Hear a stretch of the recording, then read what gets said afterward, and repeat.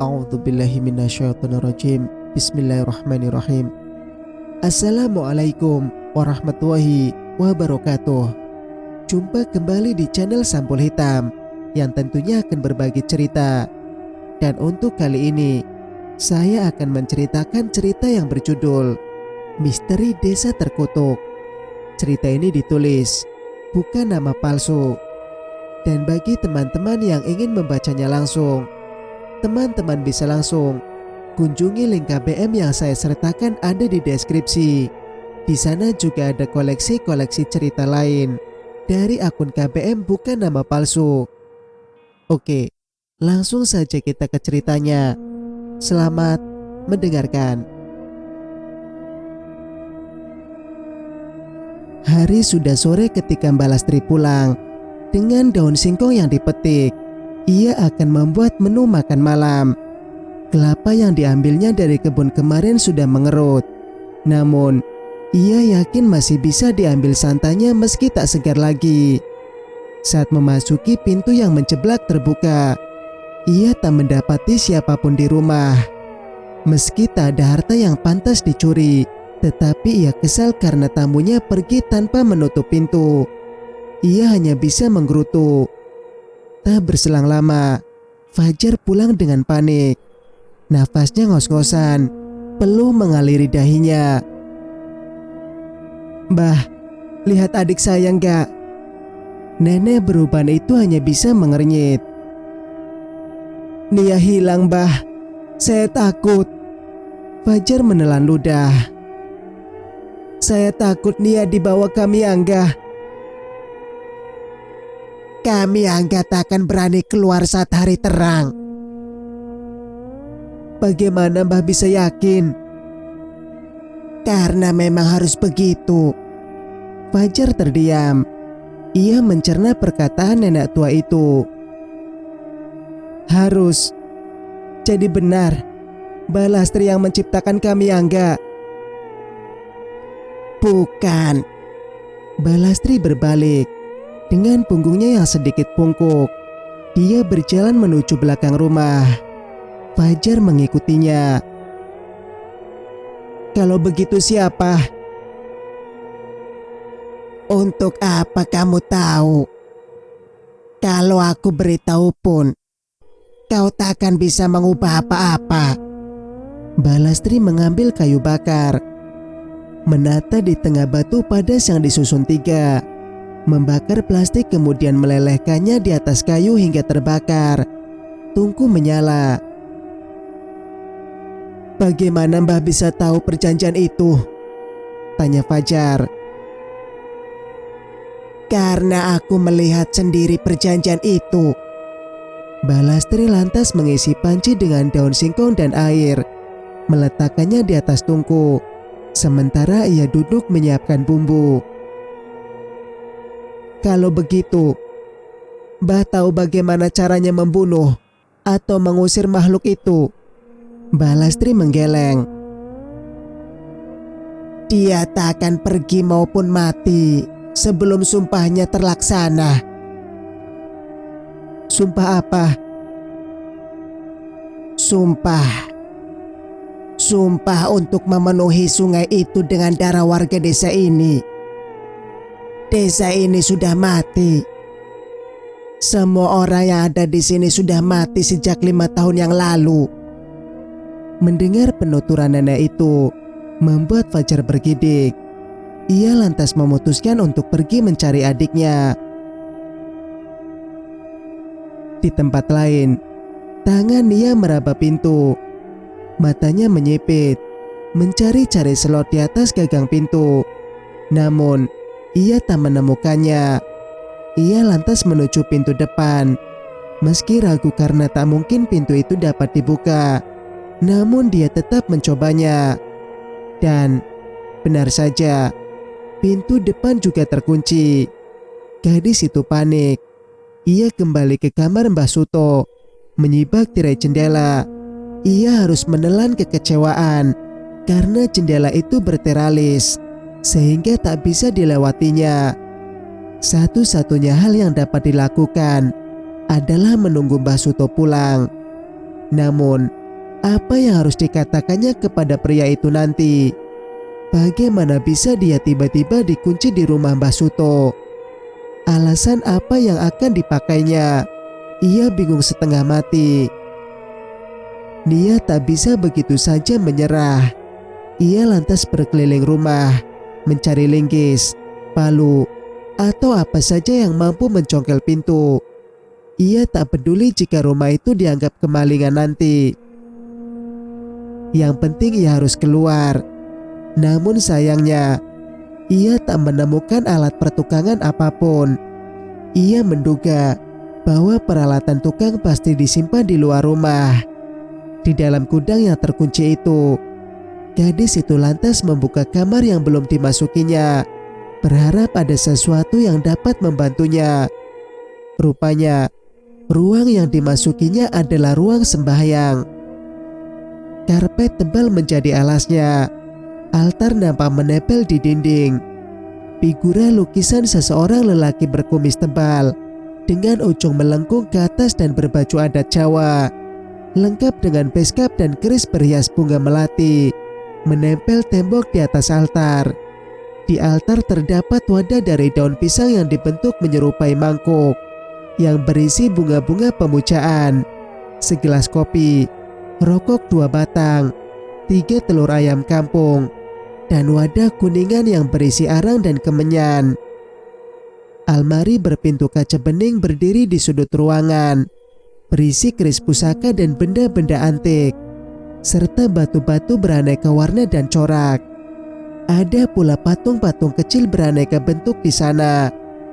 Kasau-kasau berjajar di samping lemari.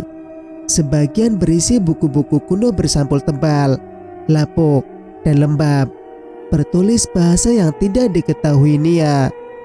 Ruangan itu tidak berjendela. Catnya berwarna merah, bukan merah cerah, melainkan merah gelap. Nia bersandar di tembok, di pojok dekat kasau sejenak. Ia memikirkan alasan apa yang akan disodorkan jika Mbah Suto pulang dan mendapati dirinya ada di rumah itu. Embusan angin menggelitik telinganya. Nia bercengit, bulu kuduknya meremang. Ia lantas memandang baik-baik tembok di dekatnya dan memukulnya pelan. Suara duk yang menggema membuatnya yakin bahwa yang disandarinya bukanlah tembok. Ia lantas meraba dan menemukan celah sempit memanjang ke atas. Itu adalah pintu. Nia mencoba mencukil pintu dari papan itu agar terbuka, tetapi tak bisa. Gadis itu teringat salah satu adegan film yang pernah ditontonnya di bioskop, tentang seseorang yang memiliki pintu rahasia di kamarnya. Meniru, ia mencoba menggerakkan benda-benda di kasau. Salah satu buku bersampul tebal ditariknya lalu klik. Pintu terdorong dan membuka. Rupanya, buku itu terikat dengan slot di belakang pintu papan. Nia lantas masuk. Taubahnya seperti lemari. Ruangan itu amat sempit, hanya selebar 1 meter. Namun, panjangnya sama dengan panjang kamar. Bau apek tercium dari ruangan itu.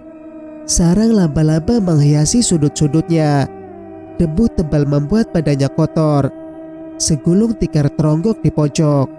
Di atasnya ada dress seukuran anak kecil dengan pita melingkar di pinggang, bernoda dan lusuh. Nia mengernyit. Jelas, itu adalah dress milik seorang anak kecil. Apa Mbah Suto memiliki anak? Kalau memang punya, kenapa tak tinggal di sana? Mungkinkah dia sudah pernah menikah, kemudian cerai, dan si istri meninggalkannya bersama anaknya? Atau mereka semua sudah mati? Tak mau peduli dengan kehidupan lelaki tua itu, Nia lantas keluar. Saat menutup pintu, sebuah ide merasukinya. Ia akan bersembunyi di sana sampai Mbah Suto tertidur, lalu keluar diam-diam. Gadis itu mulai menyusun rencana. Ia membersihkan debu ruang rahasia, menggelar tikar, mencuri air minum kemasan dan roti dari dapur, lalu mengunci diri di ruang rahasia. Ia akan menunggu. Namun akhirnya ia tertidur. Nia terbangun oleh keinginannya buang hajat. Ia tak tahu berapa jam telah tertidur. Bau kemenyan yang tajam membuat hidungnya mengernyit. Dengan hati-hati ia membuka slot, menyibak sedikit celah pintu untuk mengintip. Terlihat punggung Basuto yang sedang duduk bersimpuh di depan altar. Lelaki tua itu bergumam. Tiba-tiba gumaman Basuto berhenti. Ia lantas mendongak, menatap lukisan di atas altar. Perlahan, lelaki itu menoleh. Cepat-cepat, Nia menutup pintu. Jantungnya berdegup. Sudah terlambat jika ingin membuka dirinya ke hadapan Basuto. Ia takut. Suara pintu yang terbuka kemudian tertutup lagi, membuat Nia menghembuskan napas lega. Ia menelan ludah. Tangannya yang gemetar kembali membuka slot pintu ruang rahasia. Mengintip keluar. Kosong. Basuto sudah pergi dari kamar itu. Dalam langkah diam, Nia keluar, mendekati pintu kamar. Ia memutar gagang perlahan, membuka sedikit dan mengintip. Pintu kamar tidur Basuto terlihat tertutup. Nia lantas membuka lebih lebar pintu, mengeluarkan kepalanya agar dapat leluasa melihat keadaan. Jadi, apa yang harus kita lakukan, Bah? Suara seorang pria terdengar dari arah depan ruang tamu. Seolah mendapat keberuntungan, Nia berhati-hati keluar kamar, melangkah pelan ke pintu belakang. Saat melewati kamar mandi, keinginannya untuk menggunakannya begitu menggoda. Namun, ia menahannya. Nanti setelah keluar dari sini ia bisa pipis sampai puas. Tekadnya. Semua gara-gara orang asing itu. Kita jadi kena getahnya. Tambah suara itu. Langkah Nia terhenti. Mereka sedang membicarakannya. Kami angga jadi semakin menjadi-jadi. Seminggu sudah ada 3 orang yang menjadi korban. Kita harus mengusir mereka. Dari dulu orang asing selalu membawa petaka. Sahut suara lain. Kali ini terdengar parau. Ingin rasanya Nia menyangkal pendapat mereka. Apa hubungan kedatangannya ke sana dengan banyaknya korban Kamiangga? Benar-benar picik pemikiran mereka. Dulu, desa kita sangat makmur. Tapi, sejak Pak Truno datang, petaka malah datang. Semprul. Sabar. Sela suara tegas Basuto. Ditambah lagi, pemahaman mereka pasti berbeda dengan kita.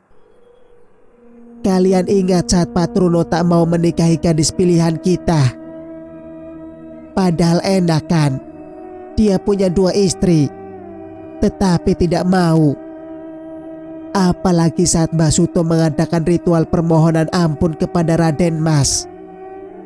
Boro-boro memohon ampun, datang saja tidak. Padahal tinggal datang ke upacara saja loh. Tumbal, syarat dan lainnya sudah kita siapkan. Katanya dia tak percaya dengan begituan. Malahan dia menasehati kita untuk menghilangkan kepercayaan itu. Giliran anaknya yang menjadi tumbal baru deh menyesal. Sahut yang lain. Suaranya terdengar lebih berat. Mana jadi nyalahin kita semua, ngutuk kita semua. Padahal dia sendiri kan yang salah. Dasar. Sahut warga lain. Betul kata Basuto dulu. Seharusnya kita tak boleh lagi mengizinkan orang asing masuk desa ini. Satu saja bikin repot. Sekarang malah ada lagi orang asing yang datang ke sini. Saya yakin niat mereka semata-mata akan menghancurkan desa ini. Kenapa orang asing tak boleh ke sini? Nia bertanya dalam hati. Menurut hasil musyawarah, malam ini kita akan paksa mereka keluar dari desa. Terserah, mau tenggelam ke sungai, dimakan kami angga, atau keluyuran. Masa bodoh, kata lelaki bersuara berat tadi. Gumaman setuju terdengar dari para lelaki yang ada di ruang depan. Kalau memang harus begitu, ya saya setuju saja, kata Mbah Suto tenang. Tetapi kalian kan tahu sendiri, mereka ini tinggal bersama Mbah Lastri loh.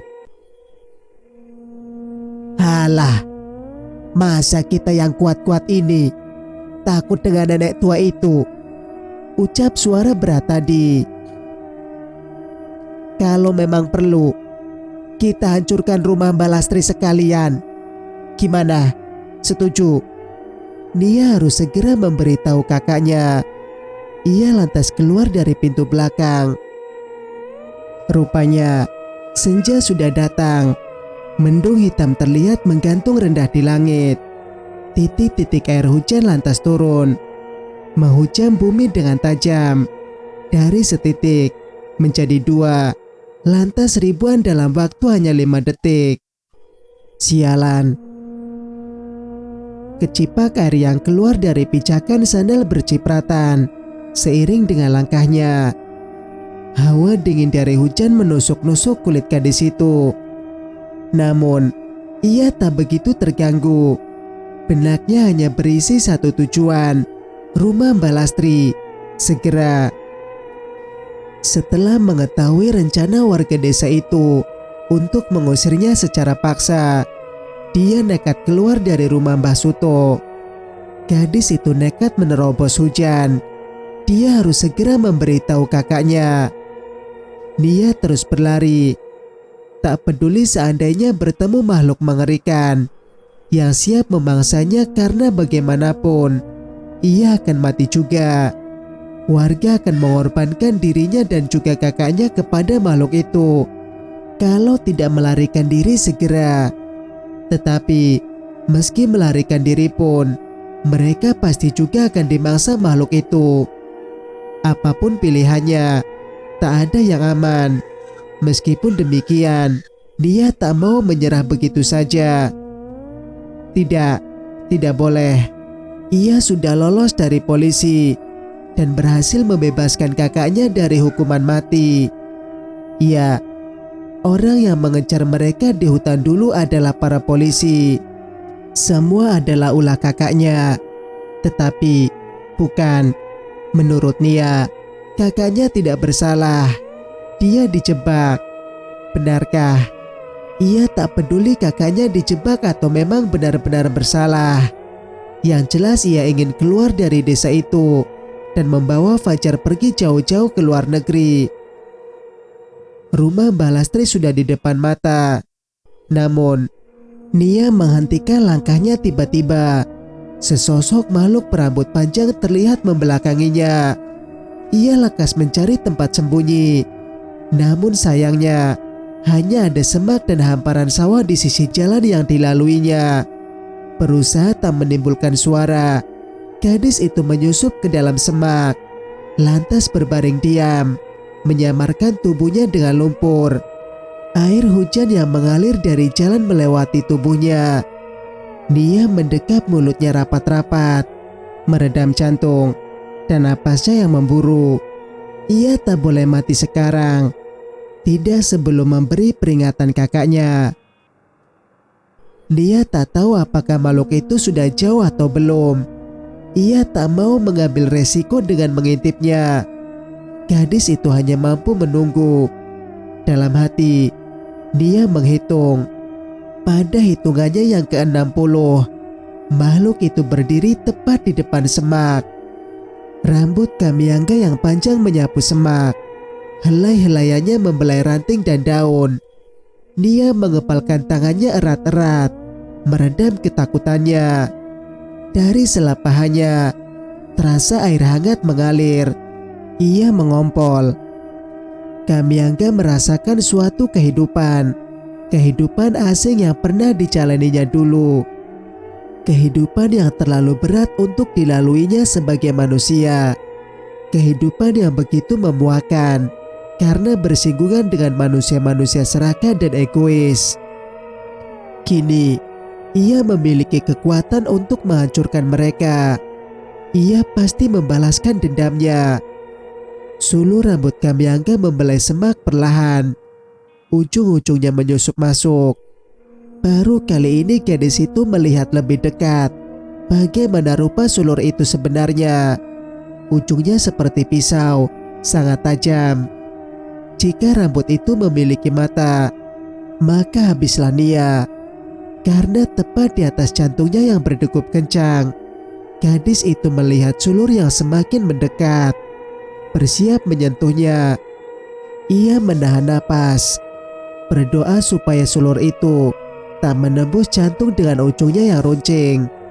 Namun, dengan perlahan, sulur itu semakin turun dan turun, hingga sekian milimeter dari dadanya. Nia menutup matanya erat-erat, menunggu sentuhan menusuk yang menyakitkan. Fajar khawatir. Ia mondar-mandir di rumah Mbak Lastri. "Gimana ini, Mbah? Kemana Nia?" "Mungkin sedang bersama Abel. Tadi ada yang melihatnya berjalan bersama Abel," kata Mbak Lastri tenang. Ia duduk di kursi kesukaannya, menjahit. "Tapi tadi saya ketemu Abel, tapi Nia gak ada bersamanya," kata Fajar mengintip jendela. "Mana hujan lagi. Saya harus mencarinya." "Tenang dulu. Mungkin dia bersembunyi di rumah Pak Dirman. Dia sudah diwanti-wanti bukan? Kalau hujan harus bersembunyi." "Sudah, tapi tetap saja saya gak bisa tenang." "Nanti begitu hujan reda, pasti dia kembali." Fajar menyibak tirai jendela lebih lebar, memandang awan kelabu yang membentang. "Saya gak yakin hujan ini akan cepat reda." "Sabar," hanya kata itu yang keluar dari mulut Mbah Lastri. Fajar menjadi jengkel. Ia duduk di dipan, bersedekap. Sebuah ketukan terdengar dari pintu. Mas Fajar, buka pintunya." Lelaki yang dagunya kini berjenggot tipis dan tak rapi itu segera melangkah ke pintu. "Tunggu," seru Mbah Lastri. Ia lantas menuju jendela, mengintip. "Mas, ini aku, Nia. Aku bukan Kamiangga. Cepat buka sebelum dia kembali," kata suara di depan pintu. Fajar membuka slot pintu. "Tunggu dulu," cegah Mbak Lastri lagi. "Tapi Mbah," Fajar frustasi.